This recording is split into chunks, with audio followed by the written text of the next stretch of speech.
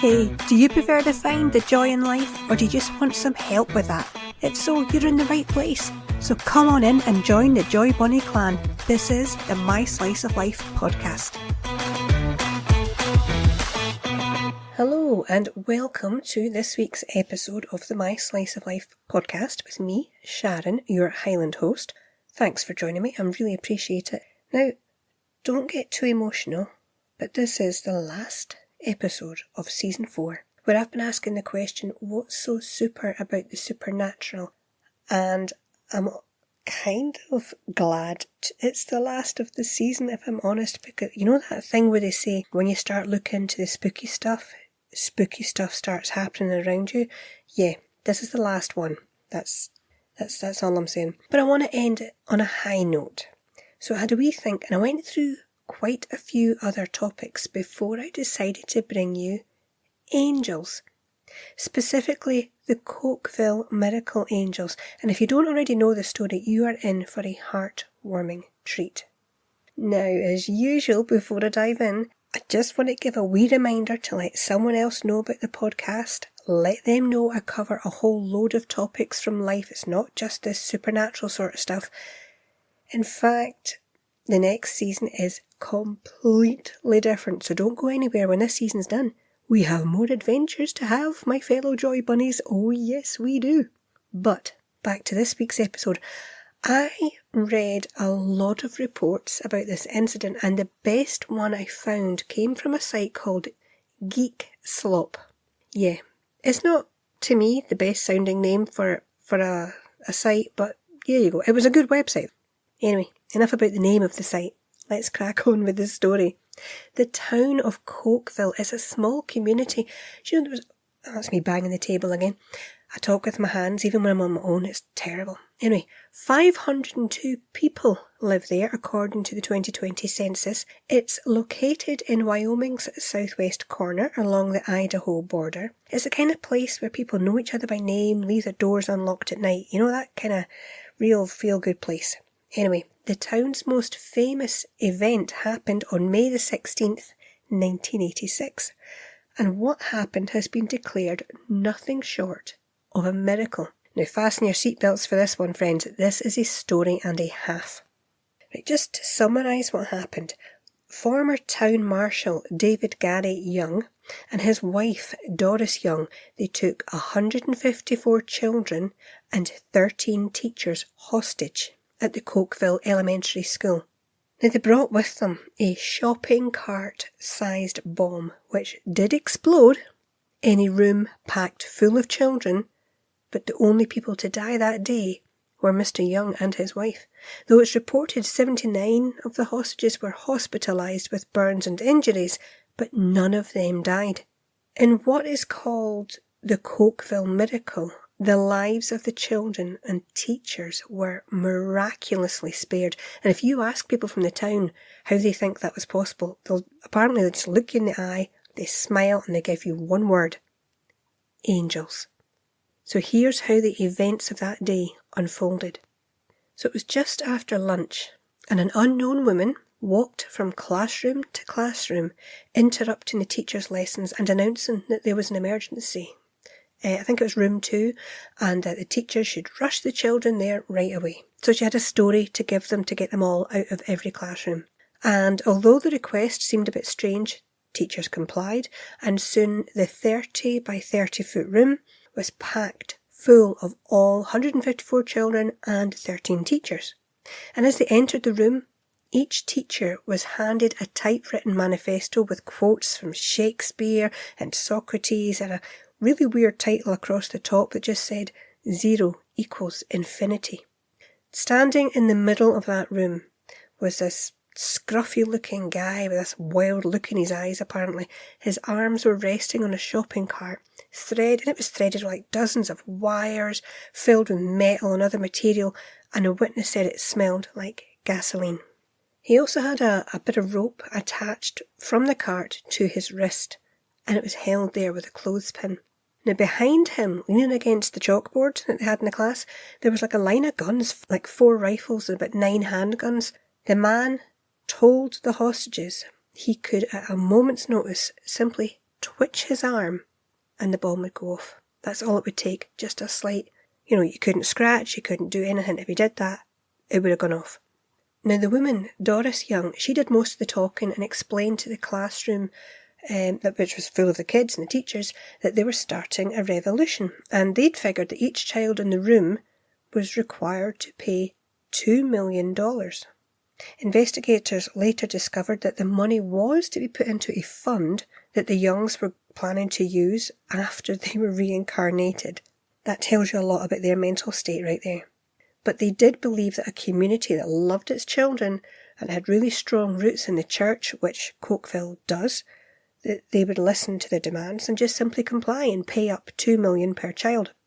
Now while this is going on, across town a teenage girl rushed into the town hall shouting that her father had taken a large bomb into the local elementary school, and that was when Emergency Department Coordinator Kathy Davison instructed the town clerk to call dispatchers. He wanted, this guy, David Young, he wanted his daughter to take part in this and 2 other people as well, and they were like, no way, no chance.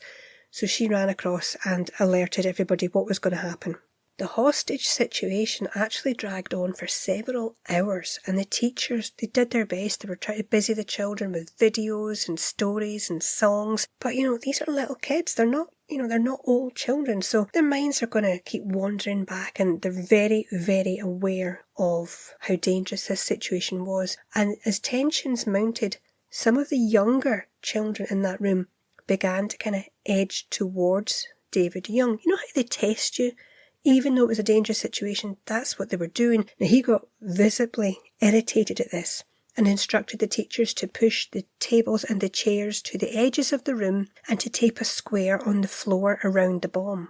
So he was like in this square, and he told them, cross this line of death and I'll start shooting the grown-ups. I'll shoot everyone if I have to. So we're dealing with a really nice guy here. The teachers, however, they called it the magic square, and they told the children, look, just stay away from it. Now, as time went on, the children began to pray. And one teacher actually said this, and this is a quote, "The kids were sitting in circles, and as I looked over at them, you could see the circles would be saying a prayer, and they were all doing that. It was amazing to me." End quote. Around 3:45 that afternoon, it's reported that David Young was becoming more and more agitated. The children were crying, they were praying, and he handed, the rope that was attached to him, he gave that to Doris, his wife, and he left the room.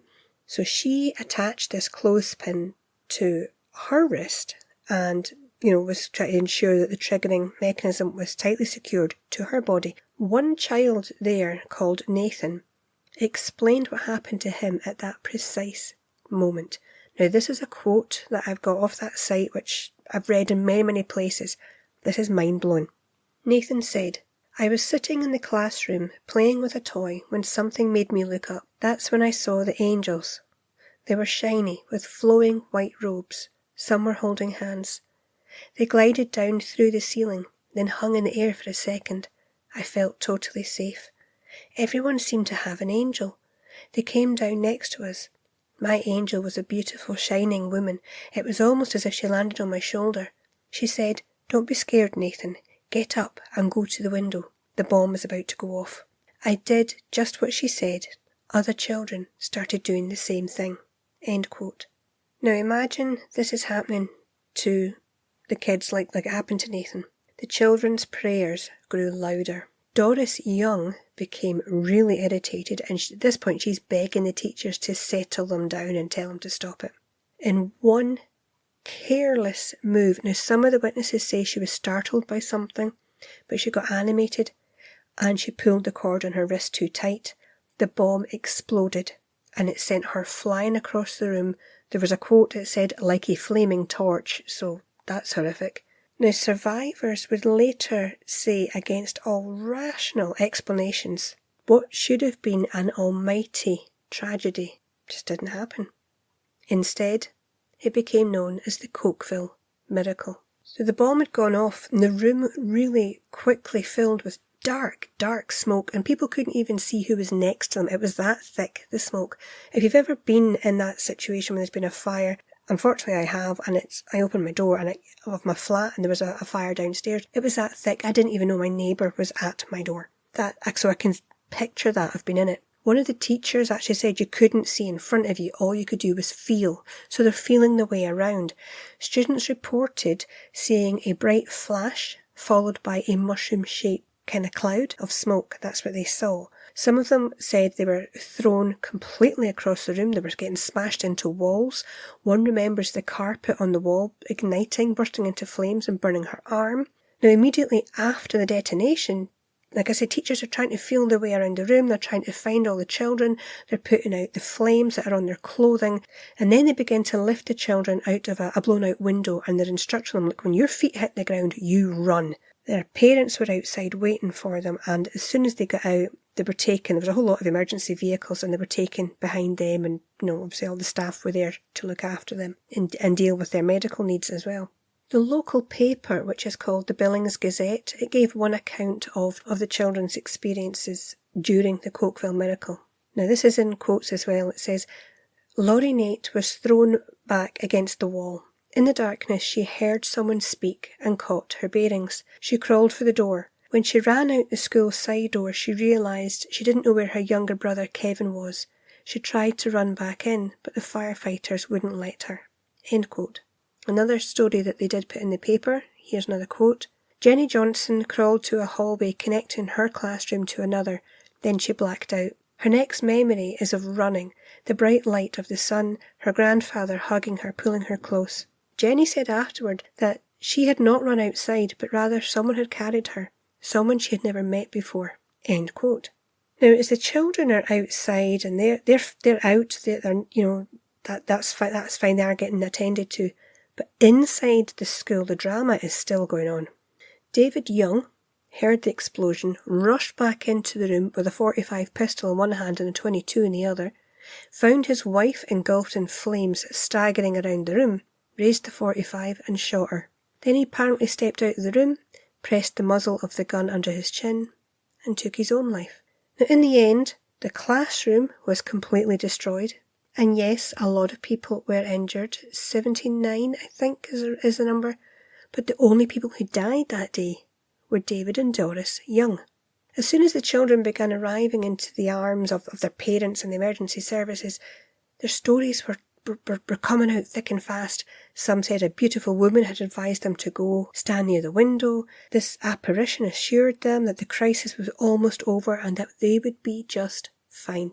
Some other children reported seeing an angel hovering over the heads of each child in the room, while many of the children later said that their own personal guardian had whispered in their ear, "A disaster will happen, but do not be afraid, your life will be spared." Other children said that during the entire episode, a large angel stood near David and Doris Young, between the children and the bomb, with its wings spread for protection. There were more stories of a circle of angels which had formed around the bomb as well, and they would just smile at the children, linking their hands together and making that circle of protection.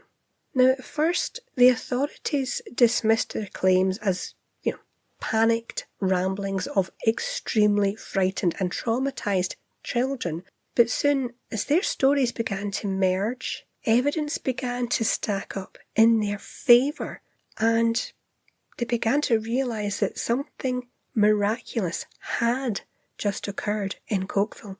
The bomb experts that were called to the scene were completely baffled. One guy, he was a bomb technician called Rich Haskell. Now, he'd studied bombs in the Marine Corps, completed improvised explosives training at Redstone Arsenal near Huntsville, Alabama. He'd worked with dynamite, blasting caps, fuses, you name it. He knew what bombs could do to buildings and people. A quote from him, "I just expected to see dead bodies every place, but I didn't." Now, Young's homemade bomb, like I said, it was contained inside an old shopping cart. I'm not going to go into details about how it was made because some of the sites do go into quite a lot of detail. But I will say that he had tested an identical bomb before this incident. He'd used an old school bus and it had worked perfectly. It blew that bus to smithereens. Now, to the experts' surprise, you'll notice I'm going with the experts on this one. All the other ones, they've they've annoyed me, but this, I like the way they've dealt with this. They discovered that only one of the bomb's 5 blasting caps had actually gone off. The wires to the other 4 caps were cut, and nobody knows how or who did it. Nobody saw Doris cut them.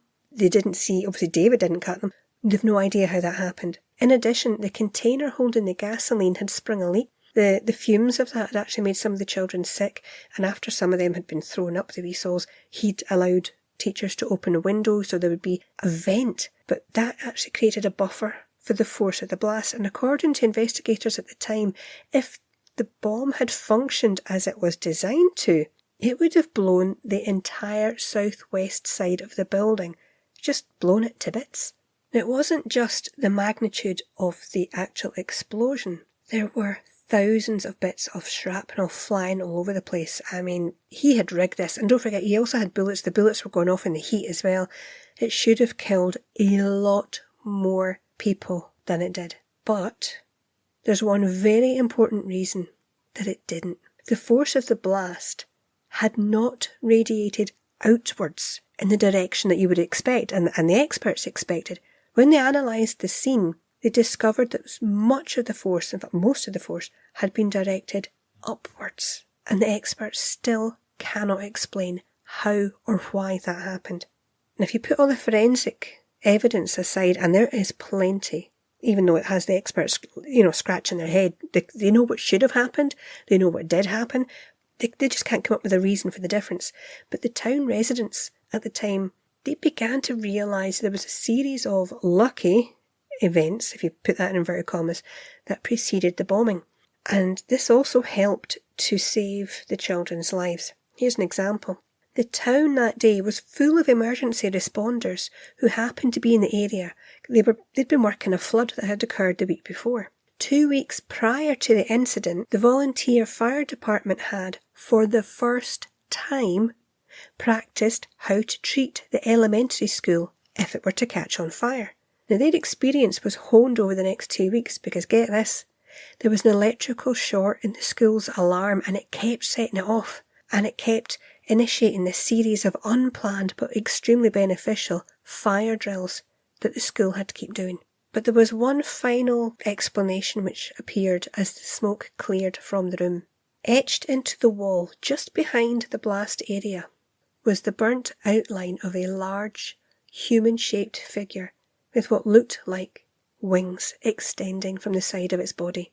And that really made people think that the children's stories might have more truth to them than they first thought. Now, one story which came from this involved Jenny Johnson, the student who blacked out and was carried from the burning room.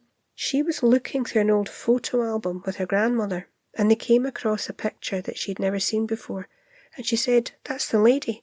She's the one who was there with me." Her grandmother explained she couldn't have known her, because that woman was Jenny's Aunt Ruth, her father's sister, and she had died before Jenny was even born. But Jenny was adamant that's who carried her out.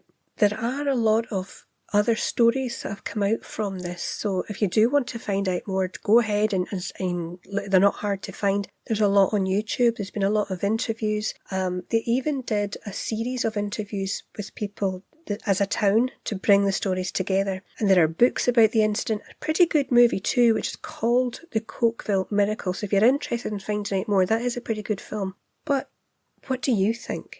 Really, was this just a series of lucky coincidences combined with, mass hallucination? In my opinion, that seems extremely unlikely. I know what I think. You probably know what I think too. I go with the kids. I think they were saved, and I think angels were involved, and call me crazy, I don't care, but there are so many stories about encounters with angels online. Some are short, some are very short, some are just, somebody was in a car crash and this guy appeared from nowhere, got them out of the car and said, "Stay here, help's coming," and just disappeared. I mean, they were in the middle of nowhere. Where did this guy come from? Where did he go? There's many, many stories like that. So yeah, I believe at times they step in and they help. But that's just my opinion. What's yours? And that, my friends, brings us to the end of this week's episode. So leave me a comment, Let me know, do you believe in angels? Have you seen an angel? Or do you have another story about angels that you think the rest of us would enjoy? Please feel free to put it in, or, even a link if there's something that you think we should go and look at. Don't mind that at all.